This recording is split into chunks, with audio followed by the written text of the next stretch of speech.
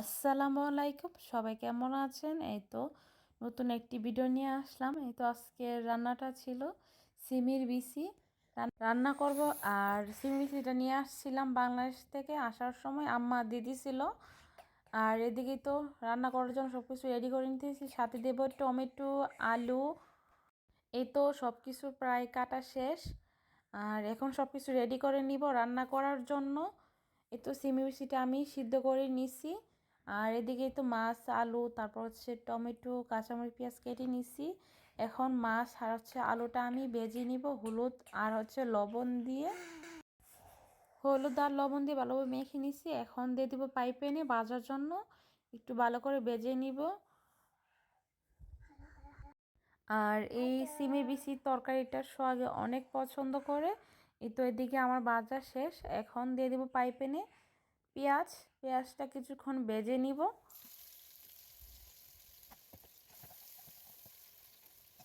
এই তো পেঁয়াজটা প্রায় এখন ভাজা হয়ে গেছে। দিয়ে দিলাম একটু বাটা মশলা, রসুন, পেঁয়াজ, তারপর হচ্ছে একটু আদা বাটা দিয়ে দিলাম। দিয়ে কিছুক্ষণ ভেজে তারপরে দিয়ে দিয়েছি মশলা, তরকারি যেসব মশলা লাগে সব মশলা দিছি। আর দিয়ে একটু জিরাও দিয়ে দিয়েছি সাথে, দিয়ে ভালোভাবে কষিয়ে এখন মাছ আর হচ্ছে আলুটা দিয়ে দিলাম। আর এখন কষিয়ে আবার দিয়েছি টমেটো, কাঁচামরিচ উপরে। আর এইটাকে এখন ভালোভাবে একটু কষিয়ে নিব। আর সাথে দিয়ে দিব সিমের বিচি সিদ্ধ করা।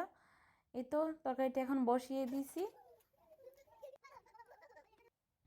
আর একটু পরে এসে নাড়াচাড়া করে নিতেছি। আর এদিকে তো সিমের বিচি তরকারিটা হয়ে গেছে। আর দিয়ে দিলাম ধনেপাতা, আমি ধনেপাতাটা রেখেছি ফ্রিজিং করে। এ তো দিয়ে দিলাম।